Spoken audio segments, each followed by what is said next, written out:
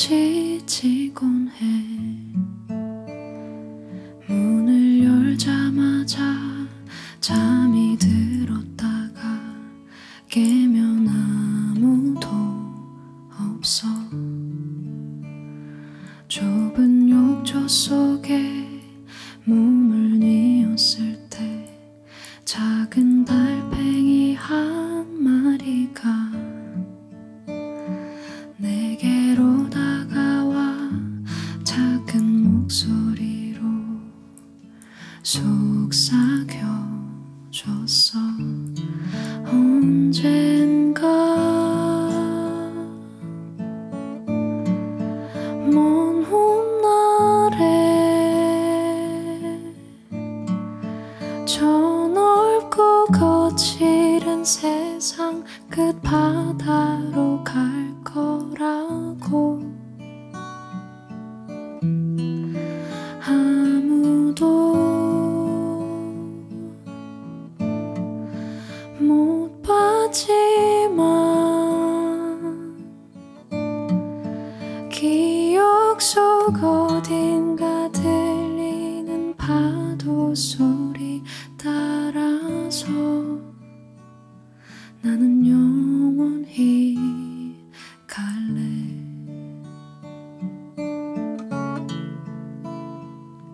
내 모든 걸 바쳤지만 이젠 모두 푸른 연기처럼 산산이 흩어지고 내게 남아있는 작은 힘을 다해 마지막 꿈속에서 모두 잊게 해줄 바다를 건널 거야. 언젠가 먼 훗날에 저 넓고 거칠은 바다로 갈 거라고. 아무도 못 봤지만 기억 속 어딘가 들리는 파도 소리 따라서 나는 영원히 갈래.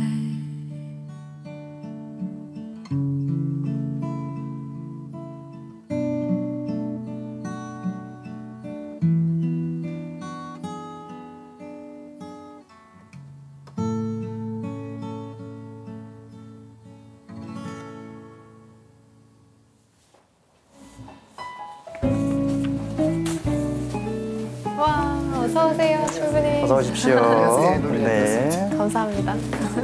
오늘 느림이란 주제인데요. 네. 내가 왜 여기에 있을까? 이런 생각 조금은 들지 네, 않으세요? 아니 박정희 신부님께서 전화를 하셔서 네. 나온 거긴 한데 아마 제가 이제 신학교에 있으니까 방학하면 네. 신학교는 아무래도 방학이 있으니까 되게 여유가 있지 않을까, 되게 느리게 살고 있지 않을까. 그래서 불러주신 것 같은데 뭐 신부님도 아시겠습니다. 방학이라고 네. 그렇게 한가지는 않긴 네, 하고요. 저도 학교에서 봤지만 방학에 좀 게을러지긴 한데 신부님이 게을러서 초대한 게 아니고 저는 이제 느림은 굉장히 철학적인 주제라고 생각을 하거든요. 네. 그래서 느림의 미학이라는 표현도 있고, 그래서 오늘은 좀 느림과 관련된 그런 철학적인 그런 성찰 이런 이야기를 좀 나누고 싶어서 철학자이면서 인문학자인 우리 최대한 신부님을 제가 네. 먼저 생각이 났기 때문에 오늘 초대를 했습니다. 감사합니다. 오늘 좋은 말씀 많이 해주시기 부탁드리고요. 신부님 그러면 철학을 그러니까 신학자이시면서 네, 동시에 네. 철학도 그러니까 신부님 소개 좀 전공하는 해주시죠. 예, 네. 저는 뭐 의정부교구 소속이고요. 근데 네. 그 서울신학교에서 대신학교에서 이제 의정부 신학생들하고 서울신학생들 같이 공부하니까 이제 파견되어서 예전에 이제 철학을 가르치기도 했고 지금은 이제 대신학교의 지성양성 담당으로 있습니다. 근데 뭐 신부님 마찬가지로 이제 그 가톨릭 사제가 되기 위해서는 이제 철학과 신학을 다 공부를 해야 되거든요. 네. 근데 이제 공부를 하다가 제가 좀 철학에 조금 더 관심이 있어서 이제 신부가 된 다음에도 조금 더 이어서 철학을 이제 공부하게 됐죠. 네, 뭐 신부님은 뭐 독일에서 철학 공부를 하셨지만 철학뿐만 아니고 네. 뭐 철학 분야에 속할 수도 있지만 여러 가지 이제 인문학과 관련된 여러 주제에 굉장히 박식하시고 뭐 문학, 미술, 음악 이런 다양한 예술 분야에도 굉장히 관심이 많으시고 그래서 우리가 오늘 다루고자 하는 그런 느림이라고 하는 그런 주제에 뭐 신부님께서 인문학적인 그런 측면에서도 우리가 생각해 볼 수 있는 여러 가지 재료를 좀 던져주시지 않을까 그런 기대를 하고 오늘 초대를 하게 된 겁니다. 네, 제가 오늘 두 신부님께 질문을 공통적으로 드리면서 좀 시작을 해볼까 하는데 네. 오늘 주제 느림. 저는 사실 현대사회를 살아가면서 아주 조용한 화두가 되고 있는 거라고 생각하거든요. 다들 바쁘고 각박하게 살고 있는 이 세상에서 느림, 왜 우리가 느림에 대해서 얘기를 해야 하는지 우선 최 신부님께 한번 여쭤보고 싶네요. 글쎄요, 뭐 굉장히 여러 가지 얘기를 할 수 있겠습니다만, 뭐 저도 평화방송 라디오에서 이제 그 음악 프로를 하나 진행을 하고 있으니까 이제 그런 생각이 들더라고요. 이제 느린 곡들, 그러니까 어떻게 보면은 되게 좀 어떻게 보면 좀 지루할 수도 있고 그런 곡들을 가끔 이렇게 틀어드리면 의외로 굉장히 좋아하시더라고요. 예를 들면은 뭐 굉장히 발랄한 곡 말고 뭐 바흐나 아니면 우리나라의 무슨 정악이나 이런 느린 곡들을 틀어드리면 나중에 이제 가끔 그 피드백을 받아보면 되게 좀 이렇게 그걸 들으면서 마음이 좀 맑아지고 좀 치유되는 느낌을 받았다. 근데 제가 보기에는 요즘 이제 느림이라는 말이 많은 주제가 되고 또 화두가 되는 이유 중에 하나는 그만큼 그 우리의 그 내면의 치유와 회복에 있어서 그 느림이라는 것이 굉장히 중요한 요소가 되고 있지 않나. 역으로 속도 때문에 너무나 빨리 바뀌는 이 세상 때문에 사실 우리의 그 몸과 마음이 사실은 우리도 모르는 사이에 많이 피폐해져 있는데 그거를 회복할 수 있는 방법은 이제 느림의 그 소중함을 되찾는 것밖에 없지 않을까. 뭐 이런 생각을 해보게 되네요. 느림을 긍정적으로 바라봐야 된다라고 하는 그런 움직임이 있는 거는 이제 느림의 반대가 빠름이잖아요. 세상이 너무 빨리 변화하고 또 빨라야만 된다라고 하는 그런 강박관념이 있고 뭐 속도 경쟁이라든지 그러면서 뭔가 잃어버리는 것이 있지 않나. 아마 이런 것 때문에 느림을 좀 새롭게 바라봐야 되지 않을까 이런 주제를 이제 던지게 되는 것 같습니다. 네.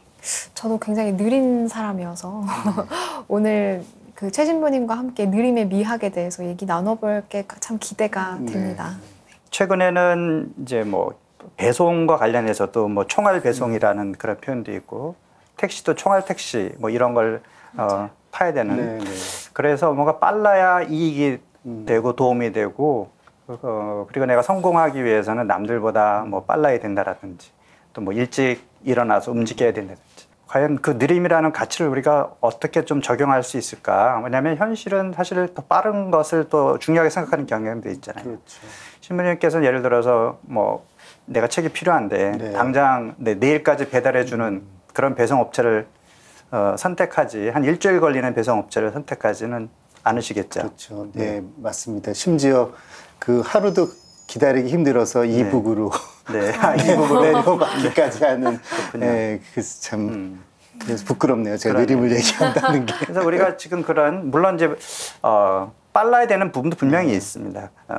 그러나 이제 또 그 양쪽에 모든 것이 다 양면이 있기 때문에 부정적인 그런 것이 또 생기기 때문에 균형이 또 중요하다 이런 생각이 드는데 찬미 씨의 경우는 어때요? 보통 빨라야 좋다라고 생각하시나요? 저도 성격이 급한 편인데 또 행동은 느린 편이거든요. 그래서 약간 항상 그러니까 몸이 마음을 못 따라주는 것 같다는 생각을 할 때가 있는데요.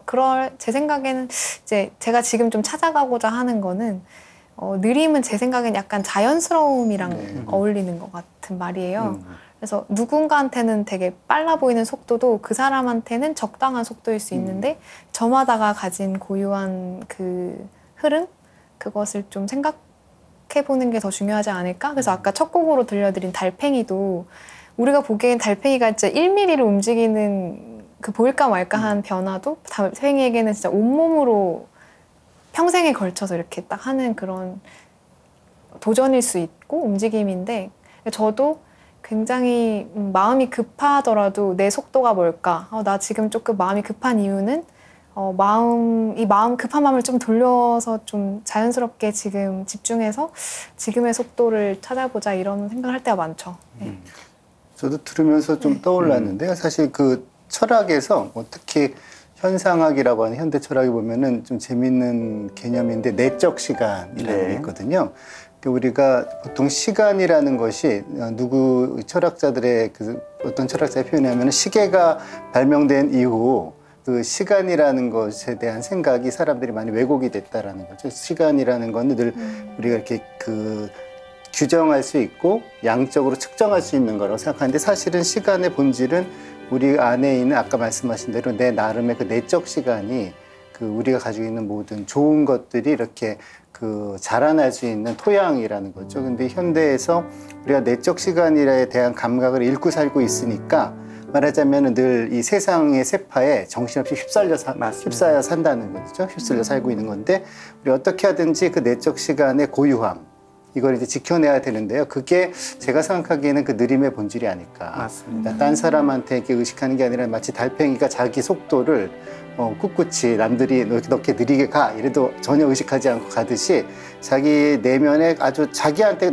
사람들마다 고유하고 적합한 내적 시간이 있는데 그거를 지켜내기 위해서는 어떻게 보면 그 해독제로서 우리가 느림을 선택하는 게 필요하다 이런 생각이 듭니다. 그쵸. 산티아고 제가 순례를 이제 몇 년 전에 했었는데 일단은 걸어야 되잖아요. 네. 그런데 사람마다 다 자기 속도가 있어요. 한국 사람들 중에 일부는 내가 산티아고 그 순례길을 며칠 만에 걸었다, 빨리 다녀왔다라고 해서 그것을 사람들에게 자랑하려고 하는 분들이 계셔요. 근데 제가 만난 어떤 분은 당신이 이제 28일 만에 다녀왔다고 자랑을 하셔요. 그럼 어느 성당 보셨습니까? 어느 마을에 어디 보셨습니까? 그거 안 보셨어요. 오직 빨리 가는 게 목표였어요. 그만큼 이제 놓치는 것이 많다라는 거죠. 시간이란 게 진짜 이렇게 예전에 이반 일리츠인가 뭐 이런 분이 그런 얘기를 하신 것 같은데요. 그러니까 우리가 미래에 희망을 거는 거는 시간을 착취하는 거고 희망을 가지고 사는 거는 시간을 향유하는 거다. 네. 말씀하신 대로 산티아고는 사실 이렇게 시간을 향유하면서 걸어가면서 내가 변화하는 건데 그렇죠. 이걸 이제 마치 언제야 이렇게 경쟁처럼 생각을 하면 맞아요. 시간을 이제 착취하는 거고 시간을 착취하는 거는 결국 나도 결국 피폐해지는 것이다 이런 생각이 드는데요. 확실히 우리나라 사람들이 그런 빨리빨리 문화에 이런 거에 더 좀 많이 심하게 경도돼 있다는 생각이 듭니다. 그래서 자기도 모르는 사이에 뭔가 빨리 해야 된다라고 하는 강박관념이 이제 내 몸에 배어 있는 것 같아요. 예를 들어서 저는 어떤 경우에는 이제 지하철 보통 전 타고 다니는데 충분히 시간이 있는데도 불구하고 얼른 나와가지고 사람들보다 또 빨리 빠져나가려고 굉장히 제가 급하게 가는 그런 저의 모습을 발견하면서 아니 나 그렇게 급한 일도 없는데 왜 이러지? 이런 생각을 할 때가 있거든요. 그래서 항상 마음이 긴장되고 그런 것이 알게 모르게 우리가 늘 시간에 쫓겨서 살아온 이제 그런 어떤 리듬을 잃어버린 그런 나의 어떤 삶의 태도 이런 것을 반성을 하게 되고 내가 빨리 가는 게 목적이 아니라 그 방향대로 제대로 가고 있는지 사실 이런 것들을 내가 보려면 조금 여유 그래서 느림은 여유와 또 생각할 수 있는 시간 그런 것을 의미하는 것이 아닌가 이런 생각이 드는 것 같습니다. 저도 그렇게 생각이 드네요. 네.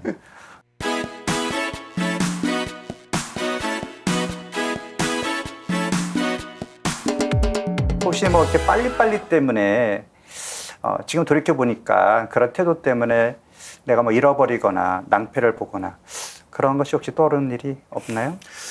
글쎄 저는 이제 아무래도 본당에서 이제 돌이켜 보면 이제 사람 면담도 하거나 이렇게 할 때 사람을 좀 빨리 파악해야 된다는 이런 게 있었던 것 같아요. 삼목자로. 왜냐하면 빨리 파악을 해야 또 도와줄 수도 있고 또 뭐 이렇게 일도 처리할 수 있는데 생각을 해보면 사람을 안다는 게 그렇게 빨리 되는 게 아닌데 예, 이제 아무튼 되게 중요한 인간관계에서도 그런 효율성 이런 게 알게 모르게 가장 그거와 어떻게 보면 다른 것 같은 삼목에서도 그런 습관들이 좀 배어 있다는 생각이 드네요. 그리고 또 이런 측면이 있죠. 이게 청년들과 대화를 하다 보면 남들은 이 나이에 취직을 해서 맞아요. 뭐 어디까지 올라갔는데 나는 뒤처지는 것이 아닐까. 나는 아직 취준생인데 굉장히 초조해하고 그런 젊은이들에게 좀 여유를 갖고 너만의 시간 속도가 있어. 뭐 이런 얘기를 좀 해주면 좋을 것 같은데 네, 네. 혹시 그와 관련해서 좀 생각나는 그런 이야기가 있으면 해주시죠. 사실 마침 제가 지난 주에 네. 그 저희 교군 선교사목국에서 이제 그 인문학 피정을 좀 네. 청년 인문학 피정을 부탁을 받아서 이제 주제가 이제 이 현대의 삶의 위기와 회복인데 이제 느림 비슷하게 이제 삶의 위기가 어디서 오느냐 네. 했을 땐 그 말씀하신 대로 그 가속화된 네. 근대적 삶의 어떤 모습인데요. 그게 결국은 가속화라는 게 그러니까 막 빨리빨리라는 게 그 이제 내면을 이제 경쟁으로 몰아치는 맞습니다. 거고요. 경쟁이란 거는 결국은 내 삶의 성공은 인정에 달려 있다. 그렇죠. 그래서 경쟁과 인정은 이런 것 같아요. 그러니까 사실은 그 과수원에 과실들이 이렇게 나무들이 많고 우리가 가서 하나 따 먹으면 되면은 그럴 걱정이 없는데 여기 과일이 딱 하나만 있고 빨리 간 사람만 얻을 수 있어. 이러면은 사실은 다 초조해지는 맞아요. 거잖아요. 근데 우리 사회가 무의식적으로 사람들에게 그러한 압박을 이제 주고 있는 게 우리 시대고 그래서 그렇게 사는 게 행복하고 성공하는 거다라고 했는데 결국은 지금 다 그렇게 살아본 결과 별로 행복하지 그렇죠. 않은 거죠. 그래서 이제 그 대안으로 이제 이야기를 하는 게 그 이제 독일의 사회학자 이제 하트문드 로자라는 사람이 있는데 제가 네. 책을 하나 네. 가지고 왔는데요. 뭐 소외와 가속이라고 이런 문제들을 되게 재밌게 잘 다뤘습니다. 사회학인데 네. 근데 이 사람이 이제 행복은 인정이나 어떻게 보면은 뭐 성취에만 있는 게 다른 아니라 사람들이 정해놓은 기준에 그렇죠. 그게 아니라 맞추는 게 아니죠. 사실은 뭐 자연이건 아니면 나의 동료, 그 친구건 주변 사람이건 간에 공명할 수 있는 힘, 그러니까 같이 뭔가 이렇게 조율하고 함께 교감하는 이게 사실 행복인데 그걸 위해서는 시간을 인내롭게 드리는 연습이 돼 있어야 된다는 네. 거거든요. 그게 사실은 느림의 힘이고 그렇죠. 그래서 제가 생각하기에는 물론 청년들이 그러니까 내내 느리게 살 수는 없죠, 사실은. 뭐 그렇게 저도 이게 부지런할 필요도 가끔 있는데 적어도 삶에서 어떤 순간들에는 좀 그 느림의 순간들이 필요하다. 그렇죠. 인내하고 네, 그렇죠. 네. 느긋하게 네, 또 네. 시간을 투자하고 그럼요. 기다리고 자기 그래야 자신도 될 필요가 기다려줄 수 있죠. 있고 다른 사람도 기다려줄 수 있고 그 느림이라는 게 시간을 낭비하는 것이 아니라 오히려 내 안에 있는 그런 어떤 그 역량을 이렇게 그렇죠. 키울 수 있는 더 좋은 맞습니다. 그런 뭐 요즘 하도 그 대차대조표를 늘 생각하는 시대니까 거기에 어울리게 한다 하더라도 제가 보기에는 충분히 투자할 만한 느림이라는 것 자체가 그런 생각이 듭니다. 그래서 우리 사실 조상들도 대기만성이라는 그런 표현을 썼잖아요. 이제 크게 되려면 이제 어떤 기다려야 되는 이 성취를 이루기 위해서 시간이 필요하다는 얘기를 했었고 저희가 떠오르는 또 생각이 그 예전에 한비아 씨가 쓴 책에서 본 것 같은데 한비아 씨도 대학을 늦게 갔고 사회적으로 인정받은 꽤 늦은 나이였거든요. 그러면서 봄에 피는 꽃이 많지만 가을에 피는 꽃도 있다. 그렇죠? 국화 같은.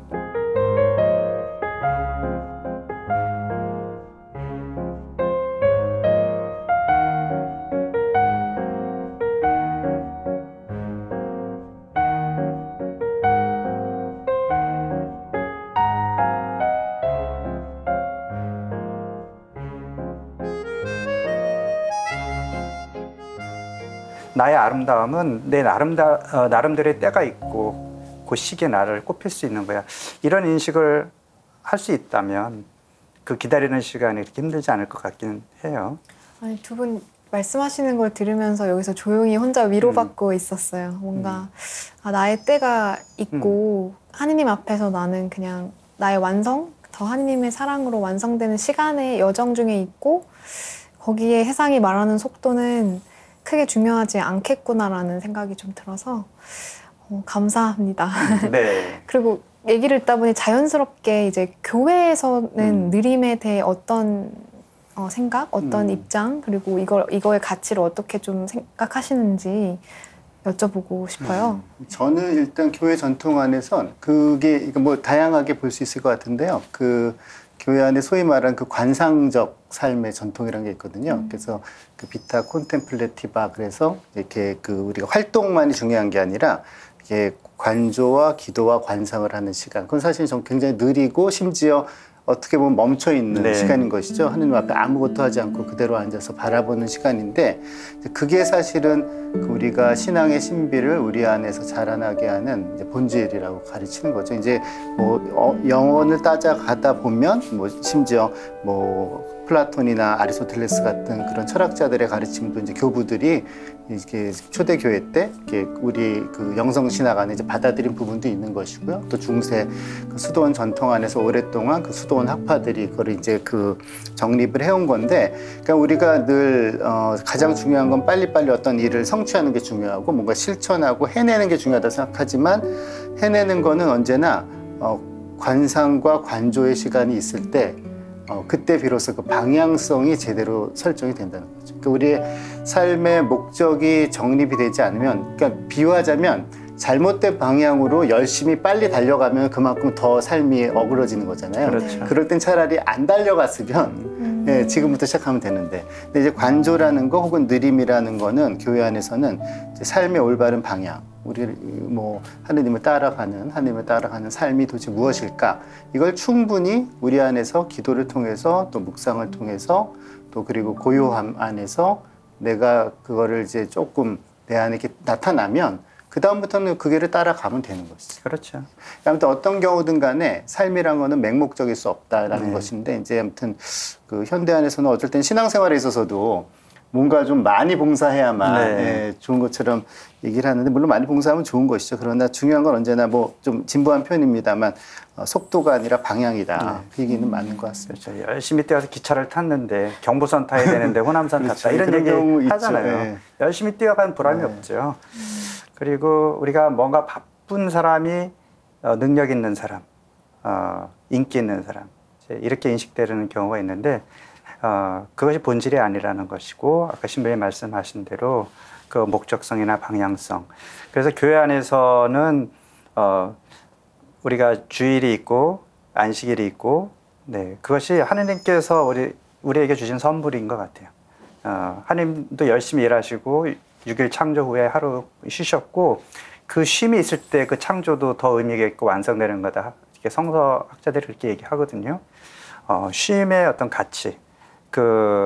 그러면서 우리가 안식일 때 하느님을 생각해라라고 성서는 이야기하잖아요. 그래서 그 하느님을 생각하는 그 시간이 너희가 왜 살고 있는지, 너희가 이 세상에 생명이 주어지고 살아가는 그 의미, 창조주가 부여한 그 의미가 무엇인지 더 생각해보고 더 가치 있는 삶을 살아라라고, 그렇게 시간적인 여유를 하느님께서 의무로 주셨죠. 더 의미 있는 삶, 가치 있는 삶을 살기 위한 그 생각의 시간, 성찰의 시간을 준다라는 거. 그래서 우리 지난 시간에도 우리 다룬 주제 피정, 네. 그것과 연결이 된다고 저는 생각을 해요. 네, 저도 지난 시간 피정에 대한 얘기도 떠올랐고, 이 두 말씀을 들으면서 이 느림이라는 게 어떤 관조, 그리고 말씀하신 휴식과도 연결이 되어 있구나. 내가 속도나 어떤 빨리 성취해야 하는 것에 좀 몰입돼 있으면 놓치는 게 굉장히 많겠구나. 그렇죠. 내 자신에 대해서도 관계에서도 그런 거를 회복하는 것이 어떻게 보면 기도할 때 정말 하느님 앞에 가만히 앉아 있어야 네. 되잖아요. 근데 제가 한번 아침에 되게 일찍 눈이 떠진 날이 있어서 출근 시간대보다 좀 더 여유가 있는 거예요. 그래서 뭘 하지? 근데 그날따라 뭐 휴대폰을 하고 싶지도 않고 뭐 그래서 가만히 이제 기도나 아침 기도 오랜만에 해야겠다 이러고 묵상을 좀 했는데 너무 느낌이 다르더라고요. 그날 하루는 제가 놀랍게도 그 근 몇 달간 가장 평화로운 시작이었던 것 같아요. 뭐 매일매일 좀 느리게 사는 건 좀 힘들더라도 아주 다만 잠시라도 기도하거나 나만의 어떤 느림을 좀 찾아가면 어떨까 그런 생각이 드네요. 그 찬미 씨는 사실 싱어송라이터잖아요. 네. 곡을 만들고 어떤 작사를 하고 그것도 뭔가 좀 여유 있는 그런 창작의 시간, 생각의 시간이 있어야 되는 거 아닐까요? 맞아요. 그죠? 저도 한번 내가 앨범을 이런 걸 내야지 이렇게 생각하고 작업을 해봤는데 잘 되진 않더라고요. 그러니까 이게 좀 생각이나 어떤 그런 타래들이 마음 안에 쌓여야 되는데 그냥 목적만 생각하고 있으면 제가 그걸 만들어내야 한다라는 어떤 그 인위적인 그게 힘이 생기더라고요. 그래서 저는 지금은 어떻게 작업을 하냐면 좀 기다려요. 제가 무슨 이렇게 일상적인 대화로 가사를 쓰진 않아서 제가 혼자만의 시간도 좀 필요하고 다른 사람 얘기에 귀를 기울일 시간도 필요하고 그래서 좀 기다리고 언어를 찾는 작업을 하고 있습니다. 네. 사실 이렇게 속도가 강조된 것은 근대 산업화되면서 뭐 생산하고 판매하고 그런 어떤 산업화 이제 연관이 되어 있는데 사실 예술이라고 하는 거는 그런 급한 데서는 사실 나오기 힘든 거잖아요. 그러겠죠. 네, 신부님이 그런 이제 음악 미술 이런 쪽에 관심이 많은데 그런 예술가들의 삶을 보면 이런 느림의 미학도 거기서 좀 찾을 수 있지 않을까요? 그 예술가들이 이제 특히 이제 근대 예술가들이 이제 겪는 그 고뇌라는 거가 네. 말하자면은 그 예술 작품을 마치 상품처럼 내어놔야 되는 이제 그런 상황에서 자신 안에 그 충분한 시간과 영감이 자라나는 그렇죠. 시간을 확보하는 그 투쟁이 사실 예술가들에게 되게 어려운 것 같은데요. 그래도 이제 우리에게 훌륭한 예술가 또 위대한 예술가로 남아있는 분들은 말하자면 아까 저희 얘기한 대로 자신의 영감이 열매를 맺을 수 있는 내적 시간을 포기하지 않은 분들이겠죠. 그래서 사실 예술가들에게 뭐 특히 음악가들 보면 산책이라는 게 엄청나게 중요한 역할을 했더라고요. 특히 그 재밌는 게 19세기 말 20세기 초 보면 되게 옛날 같지만 지금 생각해 보면은 우리와 마찬가지로 그때들도 이 기차라는 게 등장하고 나면서 그 속도라는 거에 대해서 거의 아찔할 정도의 그런 체험들을 하던 시대인데 그때 이제 음악가들의 이제 전기나 이런 걸 보면 대개는 이제 휴가 때 가서 산책을 하면서 다 그 영감을 얻어서 돌아와서 이제 치고 이제 이런 얘기들이 나온 걸 보면 어떤 예술가도 그 느림이라는 그러한 자신만의 그 공간이 없을 때는 그 영감을 살리지 못하는 것 같습니다. 네. 이 빨리빨리 이 조급함 때문에 우리 사회적인 재앙도 많이 있었잖아요. 그동안에 최근에도 미국의 플로리다의 그런 건축물, 우리도 뭐 삼풍 백화점이나 저는 그게 벌써 한참 전 얘기인데도 아직도 생생하게 그만큼 그게 충격적이었기 때문에 성수대교 무너진 거라든지 지금도 사실 건축 현장에서 빨리 해야만 그 건축비가 절감되기 때문에 그런 업체에서 안전을 위한 그런 설비를 안 하는 거예요. 약하게. 그렇죠. 그러니까 빨리빨리 이걸 공사를 해서 이제 공사비를 줄이려고 하는 거죠. 그리고 이제 환경 위기라든지 이런 것도 다 빨리빨리 이런 조급함 때문에 생겨나는 것이 아닌가. 그런 거에 대해서 우리가 반성을 하면서 삶 안에서 일정 기간 동안은 내 삶의 방향성을 좀 확인해 보고 이것이 정말 올바른 방향으로 가고 있나, 어떤 가치를 우리가 저기 담고 있나, 이런 것들을 돌아보는 시간이 필요할 것 같고요. 이런 여유를 잃어버린 인간성 또 조급함에 대해서 또 조언을 해준 철학자나 신학자, 아까도 잠깐 나왔지만 신부님 좀 더 좀 소개 좀 해주세요. 뭐 여러 가지 이제 철학자도 있겠습니다. 저는 이제 뭐 소개를 해달라고 말씀하셔서 뭐 전문적인 철학자보다는 책을 하나 소개해드리려고 하는데요. 많은 분들이 아는 책이죠. 그 미카엘 렌데의 모모. 라는 뭐 노래도 있습니다만. 모모는 철부지. 네, 그렇죠. 예, 다 그 노래는 다. 네, 그 노래를 아는 사람은 조금 나이가 있는 분들이죠. 아마 참여 세대는 모르고. 근데 요즘은 또 이제 그 옛날 노래들도 이제 많이 리바이벌이 돼서 아시죠? 모르는군요. 들어보겠습니다. 그렇군요. 네, 그 당시에 참 그 책이 엄청나게 인기였기 때문에 그런 가요도 나왔을 것 같은데요. 70년대, 80년대니까. 근데 지금 저도 어렸을 때 읽었다가 다시 한번 이제 읽으면서 이 책이 단순히 아주 그 우화하고 모험, 동화뿐더러 시간에 있어서 특히 느림이라는 거에 있어서는 뭐 이만한 철학이 없겠다. 거의 나오는 중요한 요소들을 다 다루고 있고요.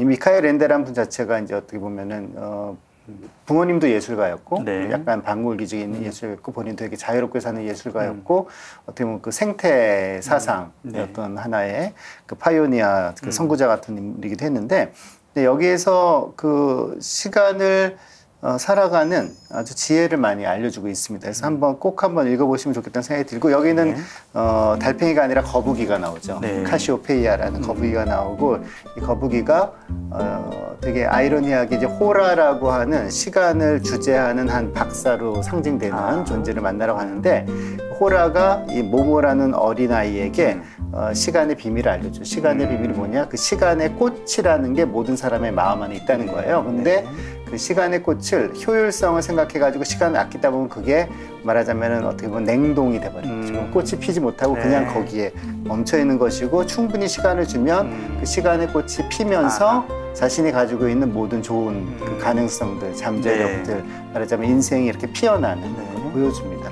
근데 이제 재밌는 거는 이 카시오페이아라는 거북이가 모모를 뭐 호라 박사에게 데려가는데 카시오페이아가 천천히 가면 갈수록 빨리 그 호라 박사에게 갈 수가 있는 거예요. 그러니까 이게 역설을 보여주는 거예요. 우리가 오히려 느리게 차분히 중요한 것들을 잘 바라보면서 걸어갈 때 사실은 그게 가장 빠른 길이다 라는 걸 보여주고 있습니다. 아무튼 뭐 어렵지 않고 재미있는 소설이니까 한번 느림에 대해 생각하시는 분들이라면 미카엘 엔데의 모모 신부님 얘기를 들으니까 마라톤 생각이 나는데 마라톤도 끝까지 가려면 절대 중간에 오버페이스, 과속을 하면 안 돼요.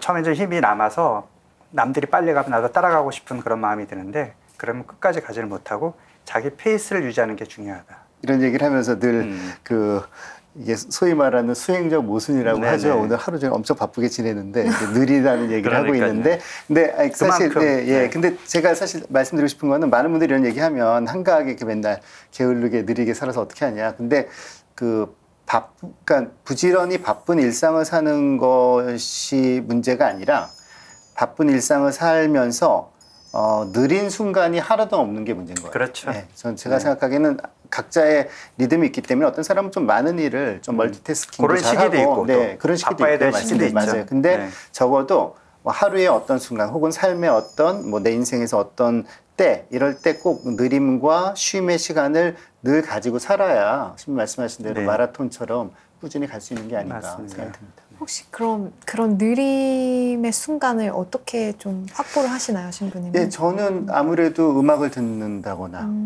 그리고 뭐 책을 읽는다거나, 혹은 산책을 한다거나 이런 것들을 어떻게든 간에 하루 안에 좀 넣으려고 하죠. 그리고 오늘날 현대인들에게는 일단 핸드폰과의 싸움. 핸드폰을 잠시라도 꺼놓는 시간이 있습니다. 그래서 제가 뭐 어디 좀 지하철, 제가 이제 운전을 하지 않기 때문에 이제 지하철 타고 주로 다니는데 의식적으로 저도 어떨 때 보면 나는 이미 핸드폰의 노예야라는 생각이 들 때가 있어서 끄고 탈 때가 있어요. 핸드폰 아예. 뭐 사실은 1시간 동안 급한 전화가 올 수도 있겠지만 살아보면은 생각보다 그렇게 급한 전화는 자주 오질 않더라고요.